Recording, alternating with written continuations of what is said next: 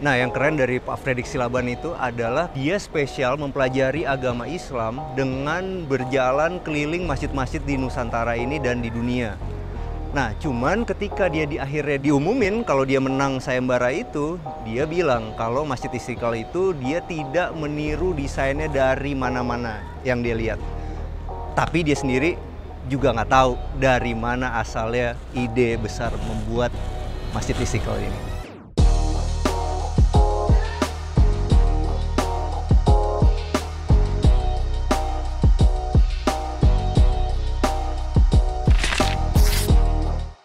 Hai, jumpa lagi sama kita dari Arsitektur Indonesia. Hari ini kita punya episode yang spesial, teman-teman. Ini adalah episode lanjutan dari segmen kita jalan-jalan. Nah, hari ini kita lagi ada di mana, teman-teman? Lebih tepatnya ada di Masjid Istiqlal.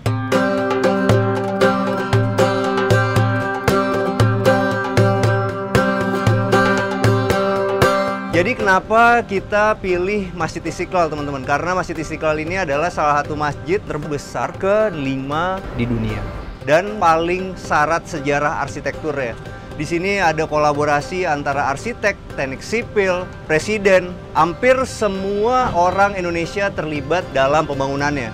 Tentu nggak bisa dilupain jasa-jasa tukang bangunan yang mengerjakan ini semua. Kita akan bahas itu satu persatu. Kalau kita ngomongin Masjid Istiqlal itu harus dimulai dari lokasi, teman-teman. Lokasinya ini dulu adalah bekas benteng Citadel punyanya Belanda. Di benteng Citadel itu ada tamannya, teman-teman. Tamannya itu besar, jadi ini luasan area Istiqlal ini 9,5 hektar. Itu ada Taman Wilhelmina. Nah, itu buatannya Gubernur Jenderal Van den Bosch tahun 1834. Karena Istiqlal itu kan namanya Istiqlal, artinya itu kalau di bahasa Indonesia kan merdeka. Nah, Presiden Soekarno itu milih lokasi ini untuk ngelambangin merdeka ngelawan penjajah, teman-teman. Nah, yang kerennya dari Pak Karno itu adalah ketika dia milih lokasinya si bekas benteng Citadel ini, yang juga bekas tamannya Wilhelmina itu yang lambang kekuasaannya Belanda, dan ini udah digantikan jadi Istiqlal, dia juga milih tempat ini karena di depannya ini teman-teman bisa lihat ada katedral. Jadi nantinya diharapkan kalau kerukunan umat beragama di Indonesia itu akan selalu terjaga karena lokasinya itu berseberangan langsung sama gereja katedral umat Katolik.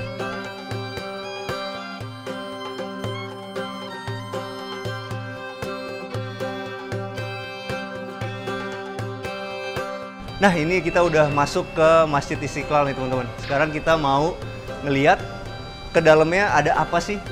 Buat teman-teman yang belum pernah ke Masjid Istiqlal, ya mudah-mudahan dengan nonton video ini bisa lebih mengenal Masjid Istiqlal. Sekarang kita mau naik ke sini. Kalau teman-teman lihat, Masjid Istiqlal ini tuh semuanya dari marmer. Dan nggak ada sekatnya, teman-teman. Maksudnya dalam artian sekatnya itu semua modelnya bolong-bolong begitu.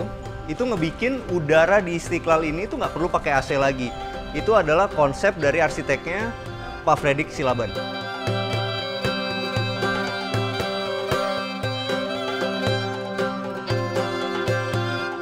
Nah, teman-teman, sekarang kita udah di dalam Masjid Istiqlal, tapi bukan di plazanya ya. Jadi ini adalah satu tempat di mana waktu itu Presiden Barack Obama sama Ibu Negara Amerika, Ibu Michelle Obama, itu pernah berfoto-foto di sini nih, bareng sama Imam Besar Masjid Istiqlal.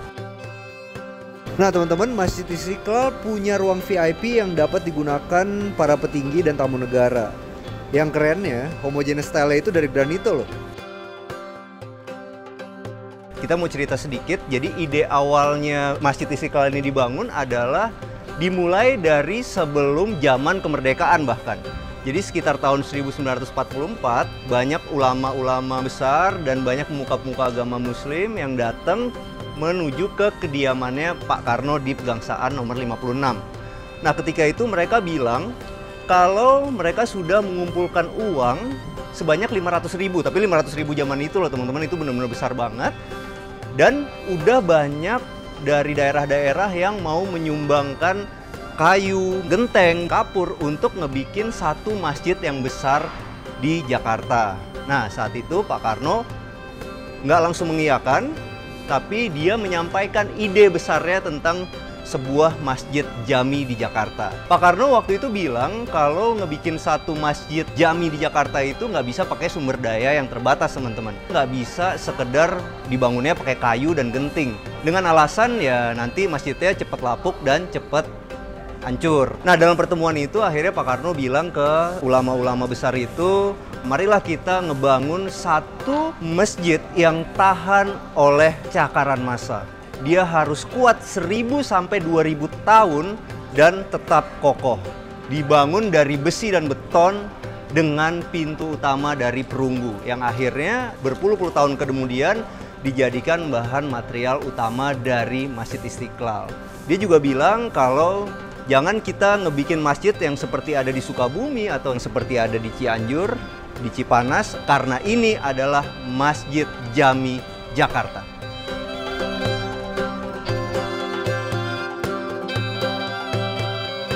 Yuk, sekarang kita mau menuju ke dalam plaza utamanya Masjid Istiqlal.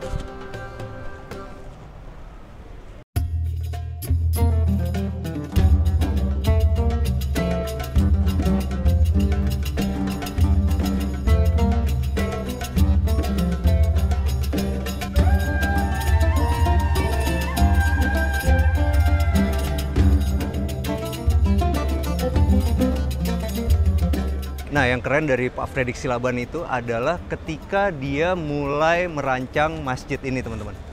Jadi dia spesial mempelajari agama Islam dengan berjalan keliling masjid-masjid di Nusantara ini dan di dunia. Nah, cuman ketika dia akhirnya diumumin kalau dia menang sayembara itu, dia bilang kalau Masjid Istiqlal itu dia tidak meniru desainnya dari mana-mana yang dia lihat. Tapi dia sendiri juga nggak tahu dari mana asalnya ide besar membuat Masjid Istiqlal ini. Apa sih yang ngebikin desainnya Pak Fredrik Silaban ini menjadi spesial, teman-teman? Karena dia mencampurkan banyak banget elemen agama Islam dan nasionalis ke dalam masjid ini tanpa kelihatan norak gitu, atau berlebihan, atau dibuat-buat. Jadi kalau teman-teman tahu, masjid ini itu air mancurnya itu melambangkan tauhid, teman-teman. Dan ini ada 1, 2, 3, 4, 5, 6, 7, 8, 9, 10, 12 pilar. Nah, 12 pilar itu menggambarkan hari kelahiran Nabi Muhammad, teman-teman. Lebih tepatnya tanggal 12 Rabiul Awal. Nah, kalau teman-teman perhatiin, lantai yang ada di Masjid Istiqlal ini itu ada 5, teman-teman. Lantai dasar 2, 3, 4, 5. Itu ngelambangin 5 waktu sholat, rukun Islam, dan Pancasila. Kalau kita perhatiin juga ada yang menarik loh. Ini tuh siang banget nih. Kita tuh sekarang di sini kurang lebih ada jam 11. Tapi ini bener-bener anginnya itu jalan banget. Karena kalau teman-teman perhatiin ini nggak ada pintu loh di sini. Jadi semuanya terbuka. Dan kalau teman-teman lihat di situ juga ada secondary skin ya, yang bentuknya bulat-bulat kayak begitu. Itu ngebikin aliran udara ini berjalan begitu baik di masjid ini. Dan kalau teman-teman perhatiin, ini tuh tinggi banget. Kalau dulu ketika gue belajar sejarah arsitektur di kampus, kalau kita ngebikin satu tempat peribadatan itu, mau gereja, mau masjid, kita itu harus bikin tinggi banget. Itu kenapa? Supaya kita ketika lagi berdoa itu merasa kecil di hadapan Tuhan. Itulah kerennya kalau misalnya kita mempelajari sejarah arsitektur. Nah, teman-teman bisa lihat juga di kubahnya. Kubahnya ini legend, nanti kita akan ceritain. Cuman ini kubahnya itu 45 meter, teman-teman. Lambangin tahun kemerdekaan kita, tahun 1945. Dan yang paling keren terakhirnya adalah si menaranya, teman-teman. Menara itu spesial. Tingginya bener-bener dihitung senti per senti, 6.666 cm, yang itu melambangkan jumlah ayat kitab suci Al-Quran. Jadi dengan konsep yang sekeren itu, no debat, hasil dari karya Pak Fredrik Silaban ini menang sayembara zaman itu.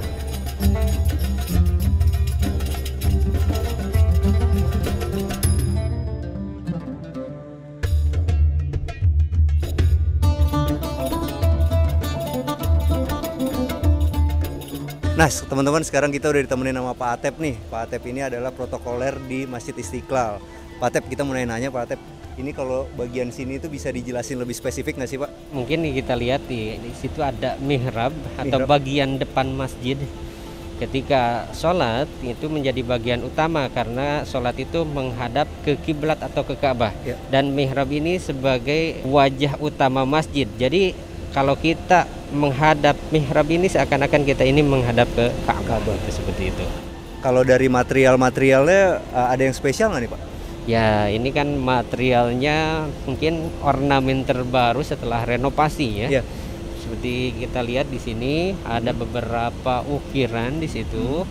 Salah satunya ada kaligrafi yang di atas itu ya, maknanya syahadat asyhadu alla ilaha illallah wa asyhadu anna muhammadar rasulullah. Dan kita bisa lihat di situ ada kain kiswah. Kiswah ini adalah kain penutup Ka'bah. Ini didatangkan langsung dari Saudi Arabia dan bertintakan emas, tinta emas. Oh, ini benar-benar asli nih Pak ya? Iya, asli. Nah, nanti kalau misalnya KTP nanti ada di atas itu ya Pak? Itu ya bagian di atas itu ada kotak itu seperti kotak itu. Adalah tempat khusus untuk khatib ketika memberikan khutbah di hari Jumat atau di hari-hari besar seperti Idul Fitri atau Idul Adha. Tempat itulah yang dispesialkan atau dikhususkan untuk khatib berbicara. Kalau ini Pak, di kubahnya yang besar ini Pak ya, ini ada surat tertentu atau enggak sih Pak? Ya, surat di atas itu adalah ayat kursi.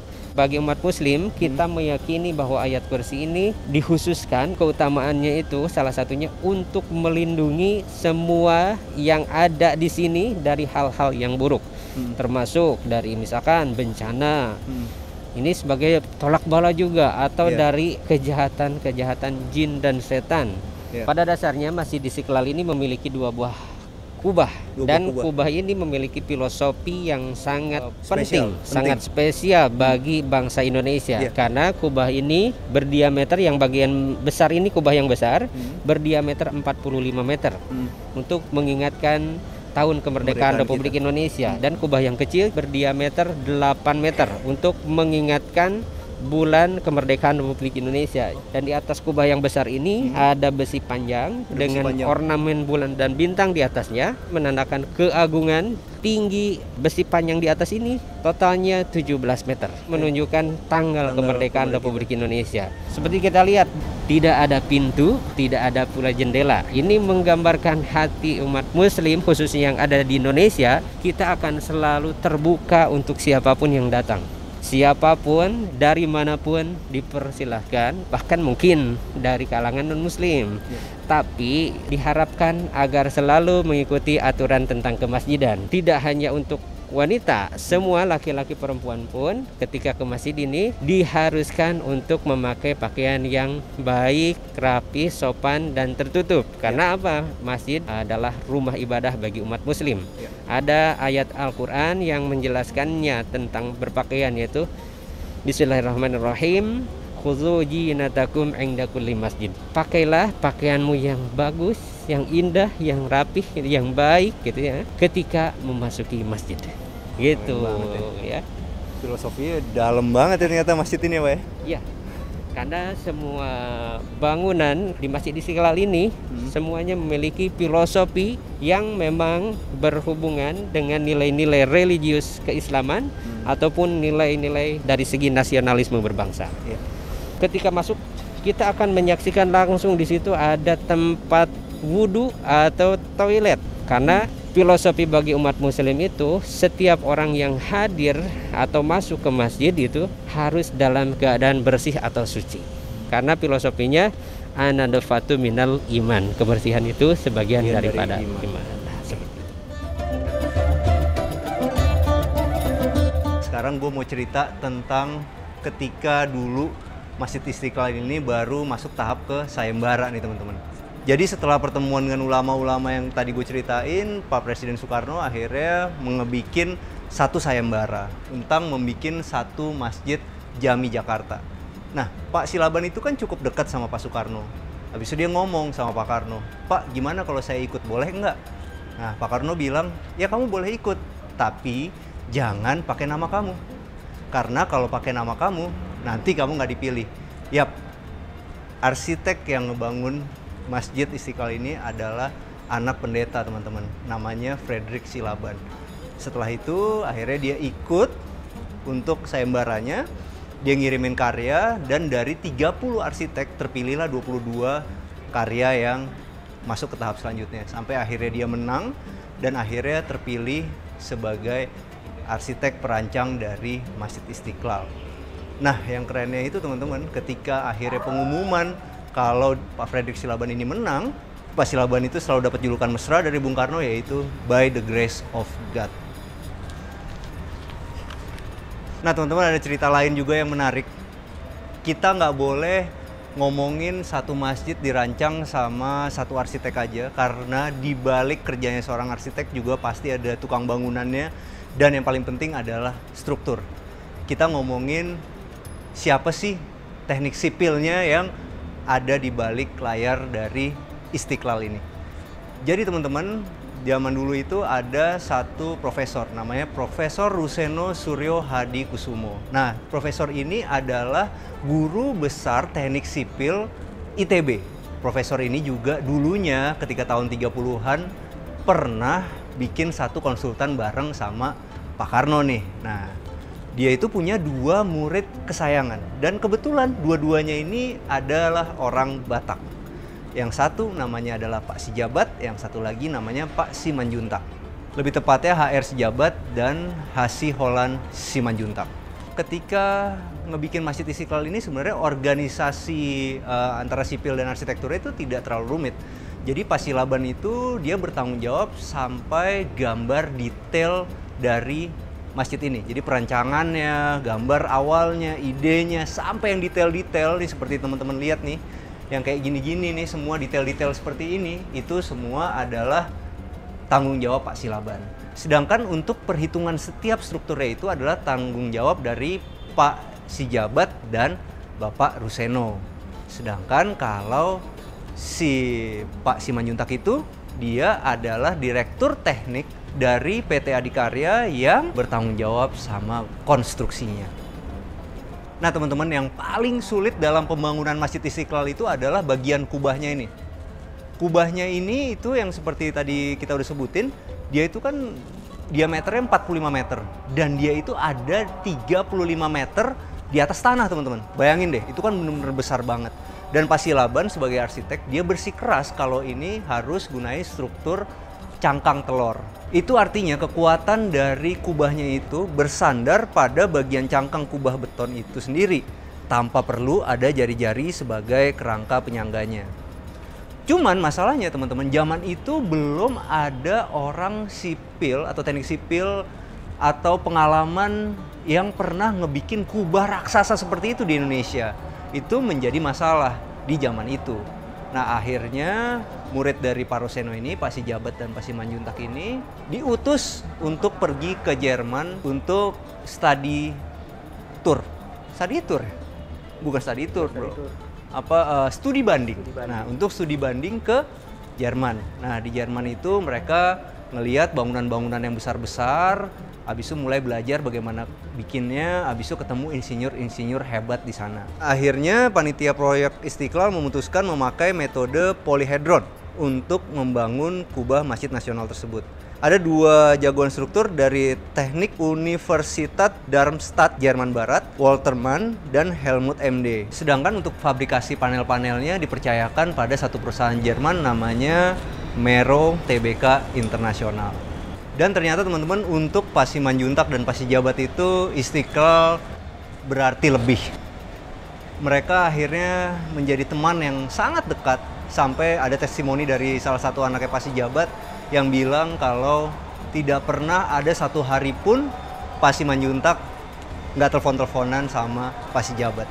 Jadi di balik pembangunan masjid yang megah ini, itu ada persahabatan yang terjadi teman-teman. Benar-benar satu cerita kecil, tapi nunjukin keindahan ketika kita bekerja sama untuk Indonesia.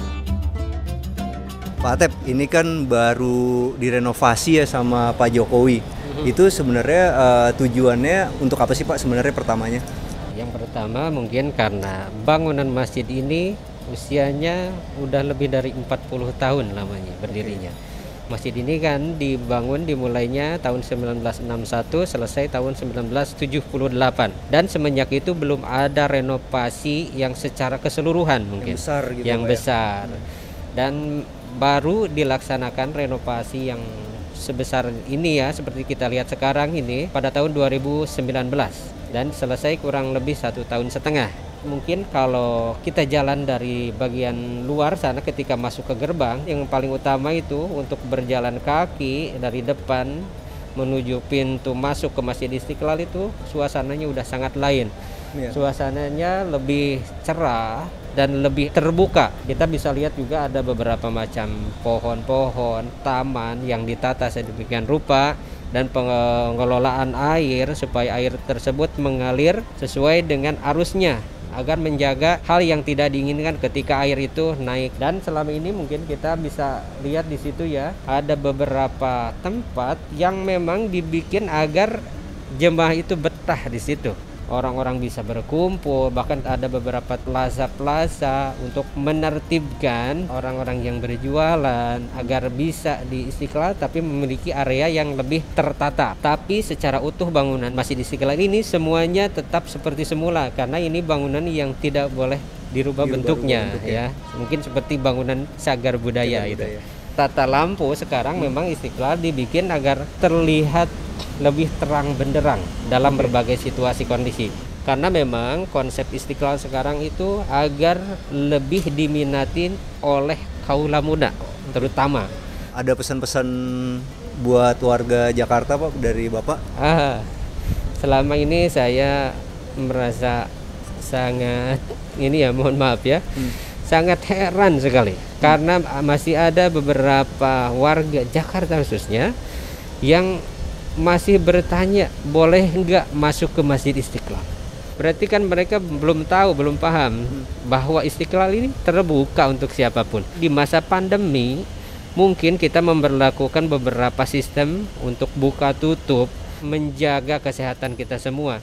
Tapi dalam kondisi normal dari dulu bahkan Istiqlal ini banyak dikunjungin oleh orang-orang dari luar negeri. Terima kasih banyak ya Pak Atep buat wawancaranya. Sama-sama.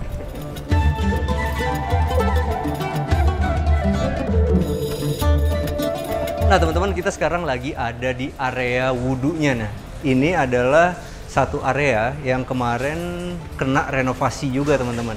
Nah ini bagian wudhunya ini itu masih yang lamanya nih, jadi belum diganti. Yang diganti itu cuma ujung sini doang nih. Nah kalau dari sini ke sini itu masih aslinya. Bayangin deh, ketika zaman itu kita ngebikin Masjid Istiqlal, bener-bener mikirin materialnya supaya masjid ini bener-bener sesuai keinginannya Bung Karno ya. Bisa 1000 sampai 2000 tahun lamanya untuk selalu kelihatan bagus.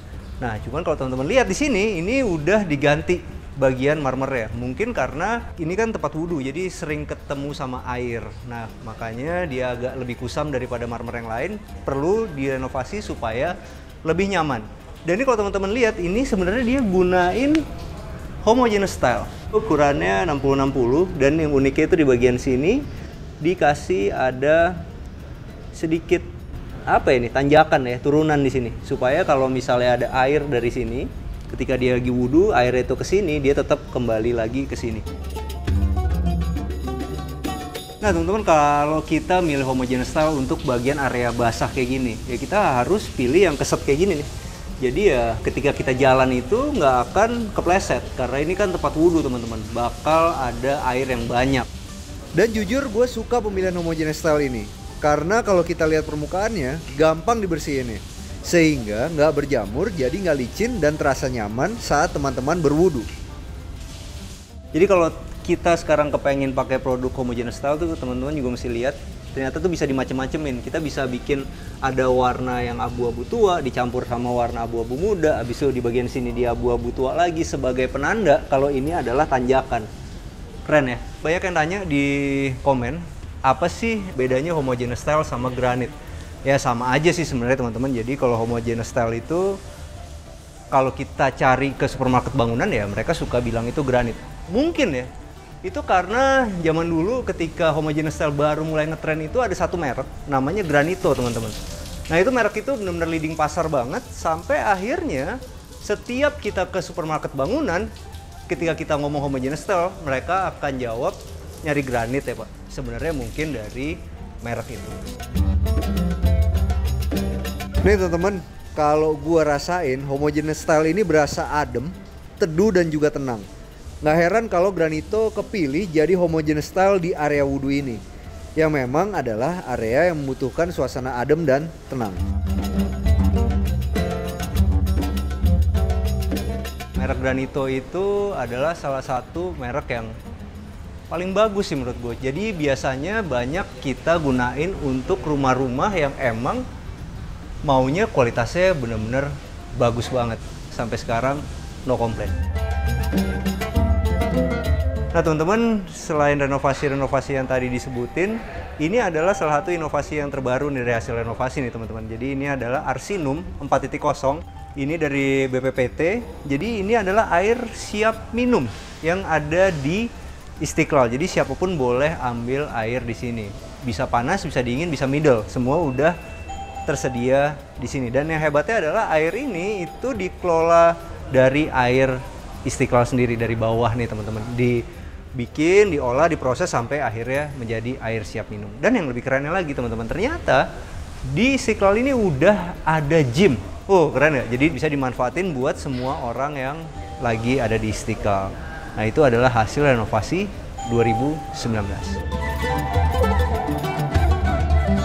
Seperti teman-teman tahu, masjid ini itu dibuat dari zaman dicananginnya itu 17 tahun. Dan ada dua pemerintahan yang berbeda untuk ngebikinnya. Dari pemerintahannya Pak Soekarno berubah jadi pemerintahannya Pak Soeharto. Nah saat itu kan teman-teman tahu lah, tahun 65 itu terjadi kecemasan politik, kecemasan ekonomi. Keadaan lagi bener-bener nggak oke. Pasilaban ini cemas banget teman-teman. Apalagi ganti pemerintahan. Apakah Masjid Istiqlal kesayangannya dia ini akan diterusin dibangun? Nah sampai satu saat dia berjanji nih, kalau sampai nanti dia ketemu sama Pak Presiden Soeharto, dia berjanji akan bersujud dan cium kakinya Pak Soeharto. Nah satu saat itu terjadi. Ada waktu di mana akhirnya Pasilaban bisa ketemu sama Pak Harto nih. Pasilaban langsung mewujudin apa mimpinya dia. Dia samperin Pak Soeharto, dia peluk dan dia sujud mau cium kakinya Pak Soeharto. Cuma Pak Soeharto bilang, pasti Pak Soeharto kan teman-teman tahu lah, begitu ada orang mau sujud sama dia, habis itu mau cium kakinya, pasti dia juga ngerasa nggak nyaman. Pak Soeharto sampai bilang begini, kamu jangan kultus individu. Dan akhirnya berita baik dikasih sama Pak Soeharto. Pak Soeharto bilang, nggak usah khawatir, Masjid Istiqlal akan terus dibangun dan tidak akan mengutak-atik desain dari Pak Silaban. Karena di situ juga Pak Silaban ketika bicara sama Pak Harto, bicara tentang kekhawatirannya dia tentang yang kubah yang menurut dia itu adalah bagian fenomenal. Dan Pak Soeharto menenangkan Pak Silaban kalau kubah itu tidak akan dirubah-rubah sesuai desain Pak Silaban. Bahkan nih teman-teman, ada satu cerita yang unik.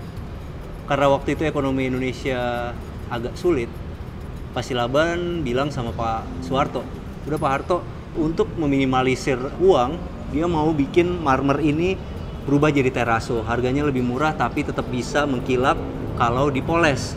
Nah, ketika dia mengutarakan itu ke Pak Harto, ternyata Pak Harto bilang, enggak, saya tetap mau ini semua dari marmer. Kalau bisa dari marmer Eropa. Cuman ya karena keterbatasan uang lagi, akhirnya digunakanlah marmer asli Indonesia. Bahkan teman-teman, Pak Fredrik Silaban itu terkenal sebagai arsitek yang rajin dan komitmen. Dia tetap datang ke Masjid Istiqlal, ngawasin, walaupun dia udah pakai kursi roda. Dan ya ada satu cerita yang unik teman-teman, jadi kalau gue baca dari beberapa literatur, kalau ternyata tetangga-tetangganya Pak Silaban itu kalau jam 4 pagi sering lewat rumahnya dia, itu sering lihat lampunya kamarnya Pak Silaban masih nyala. Jam 4 pagi loh teman-teman, arsitek banget gitu. Jadi ya jam 4 pagi mereka selalu beranggapan kalau wah Pak Silaban lagi kerja tuh di ruang kerjanya. Nah teman-teman, ini sekarang gue lagi bersandar di satu railing. Railingnya ini tuh umurnya 40 tahun lebih loh dan masih awet banget. Cuman ya tentu ada kerusakan-kerusakan kecil-kecil yang ada di luar dan mungkin ada penambahan-penambahan lampu untuk supaya bikin menarik. Cuman gue mau kasih tahu kalau renovasi ini dikerjakan tahun 2019 oleh Pak Jokowi dan menghabiskan dana 511 miliar dari APBN. Setelah Istiqlal ini selesai direnovasi, Pak Jokowi bilang dia ingin bukan indah secara fisiknya saja di Istiqlal ini, tapi juga menjadi kebanggaan untuk warga Indonesia sebagai negara dengan penduduk muslim paling besar di dunia. Dan nggak lupa Pak Jokowi juga berpesan untuk kita selalu membangun toleransi dan perdamaian di seluruh dunia.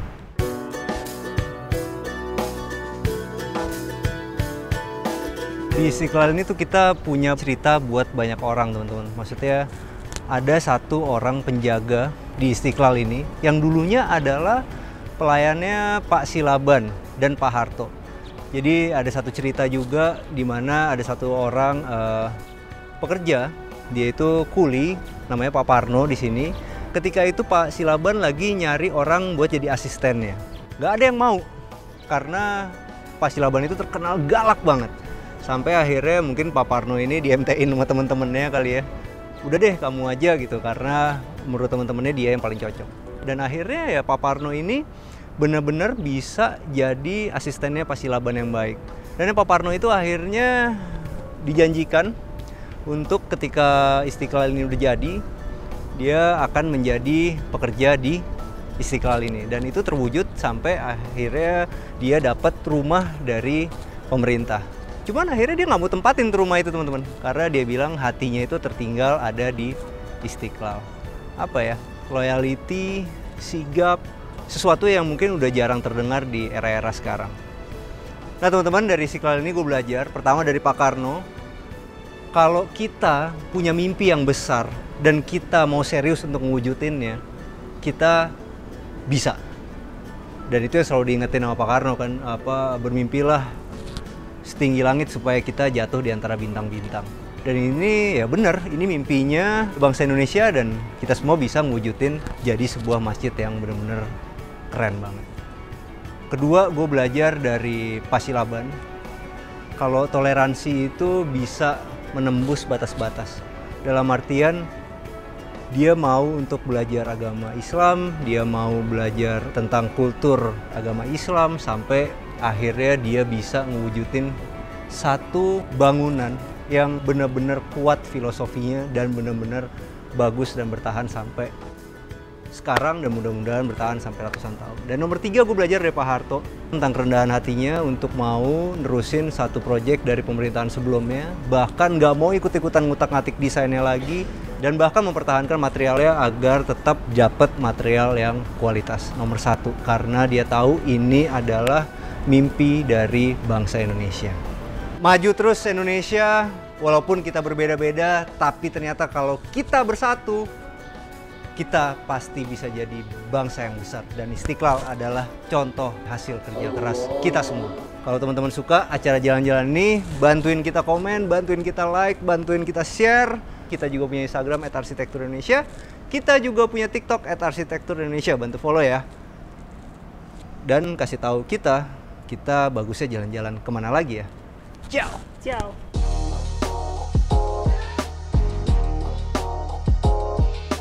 Yang kerennya dari Pak Presiden Soekarno itu adalah dia milih lokasi ini selain karena ini bentuk kemenangan kita dari Belinda.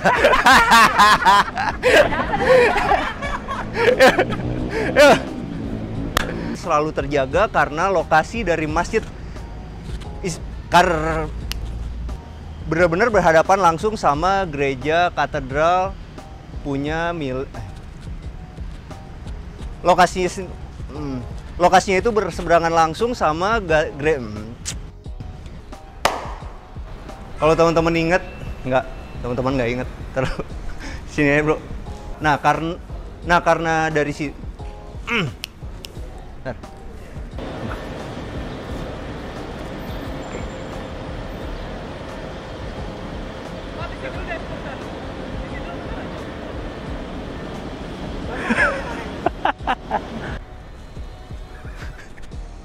pelan-pelan aja deh. Granito ini dipilih Pak Gomen dari kisahnya Masjid Istiqlal ini. Yang bisa ditarik adalah panas bro. Bantuin kita komen, bantuin kita like, bantuin kita share. Sampai jumpa di acara selanjutnya. Jangan lupa bantu kita like. Gue ulang lagi.